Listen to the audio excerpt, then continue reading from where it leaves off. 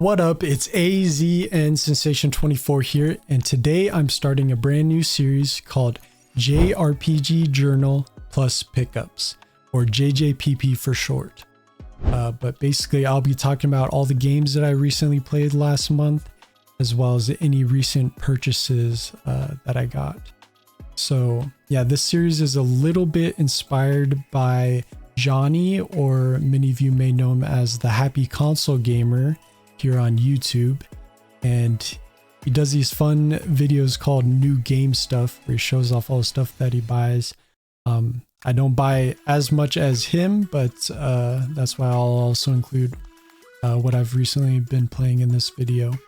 So yeah, my main focus will be JRPGs, but I'll also include any other games I've been playing as well. And for the pickups, I'll also show off any recent HoloLive merch that I've acquired. As you can see, I'm collecting all the Androids here. But yeah, let's get right into it. So the first game I want to talk about is Xenoblade Chronicles Definitive Edition for the Nintendo Switch. So this game I've been playing off and on for about 4 years since it was first released on the Switch. I did also start playing it back when it came out on the Wii, but I just couldn't really get into it.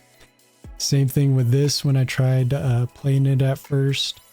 It's really big open world areas, lots of walking around with empty spaces. It was just kind of hard to get into with a bunch of side quests all over the map.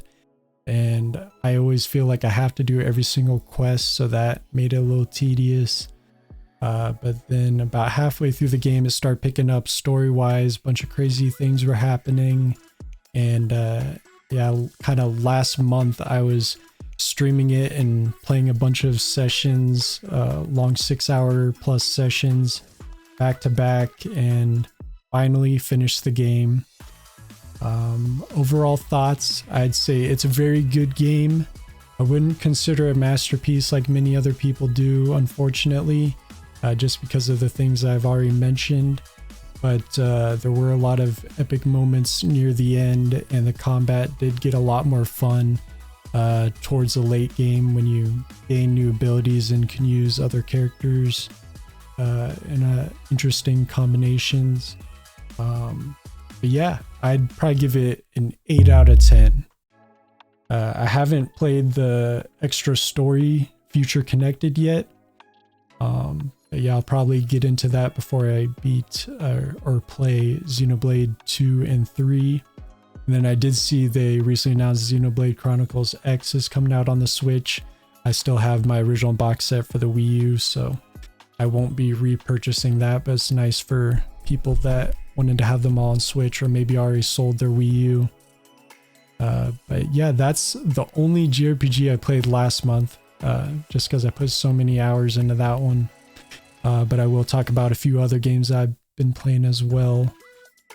So one of my favorite games to play as kind of like a comfort game is Rocket League. If any of you are familiar with the ranking system, I'm champion rank in Hoops, which is a basketball mode. But yeah, I enjoy playing all the different game modes, with Rumble being a close second. But yeah, I've definitely put like maybe over 1,000 hours into Rocket League at this point. And then another game that I've been playing nonstop for maybe 3 months now is old school RuneScape. So Narissa from HoloLive English started streaming it around then and got me into it. I did play the original RuneScape back in the day, but I stopped playing when the evolution of combat happened. If you know, you know. But yeah, now I'm loving old school RuneScape. I'm planning to get 99 in all the skills, completely maxed account, do all the quests and everything. But yeah, that'll of course be a multi-year process. But I'll show a screenshot of my current levels. As you can see, I'm level 95 in mining, so that will be my first 99 that I'll get. And it'll be cool to see my progress month to month in that. And then for another MMO that I recently started playing is Wizard 101. I have a friend that's a pretty big fan of it and got me into it. And apparently there's going to be a console release soon, so that community will be revived from that when it launches.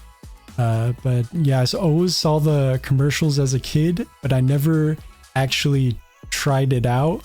I always thought it was like an action game where you'd cast spells in real time, attacking monsters and whatnot. But no, it's actually a turn-based card battle game. So that was a bit of a surprise when I got into the tutorial when I first launched it. But yeah, it's a lot of fun. You get to choose between different wizarding schools that specialize in different types of spells like fire, ice, electric, and so on. But yeah, I started a pyromancer, and yeah, I plan on continuing to play that as well. And then speaking of card battling, there's also the Pokemon TCG Pocket that recently launched on mobile. So I've been playing that for a few days. It's definitely a lot of fun where you get to open up a free pack of 5 cards every 12 hours. So that's nice that you don't really have to pay money if you want to get into this game. Well, let me change the focus here. I'll just show all the best Pokemon that I've gotten so far. So as you can see, I have a full art Blastoise and Exeggutor, and then I have the 1-star Dragonite there, and then some other not quite as rare cards. But yeah, I'll show month to month what new cards I get there as well. And yeah, definitely let me know if you get any cool cards in the comments below. I'd be curious to see if any of you have gotten the 3-star or crown rarity cards. But yeah, that's pretty much everything that I played for October. And so now I'll get into my pickups.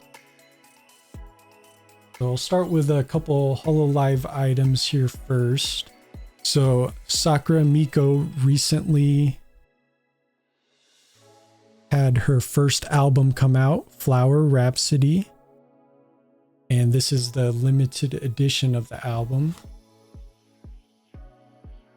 And I'll show all the things that came with it. So with the Hololive official card game that also recently came out, they're now including these nice promo cards with some of the merch that comes out. So that's her in her new outfit, which she also had in her first solo live concert, which was also amazing. Then looks like this also comes with a little letter that she wrote.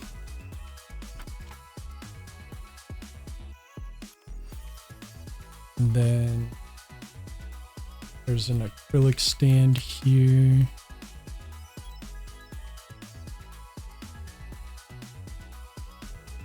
Then there's a little booklet here with some art. Try to make it so the light isn't shining on it. And then it has like all the song lyrics like you typically see in albums. Then lastly, focus back here. The album itself comes in this like DVD type case, which is a little weird, but there it is there. And yeah, we have Suisei's live tour starting in the middle of November as well, soon here. And then Marine's concert in December. And Marine also recently released her first full album, Ahoy, You're All Pirates. And this up here.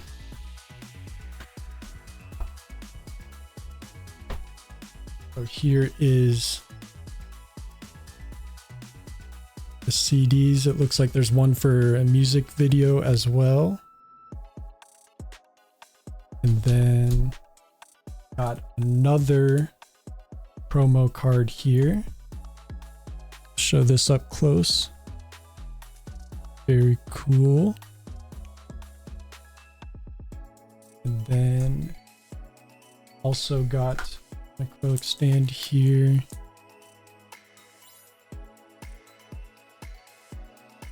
And lastly, it just came with a little poster with the album art. But yeah, now I will get into the video game pickups that I got for October. First, I will show, as you can see here, Spike Chunsoft, the creators of Danganronpa, released this Rain Code. Got the limited edition Master Detective Archives. And I'll show it up close on the back here. You can see some of the characters. Very cool art, as always. Yeah, I still haven't finished the first Danganronpa yet, so I want to get through all of those before I get into this. I have seen the first season of the anime, so I've seen spoilers for the first game, but I'm sure it'll still be interesting to play eventually.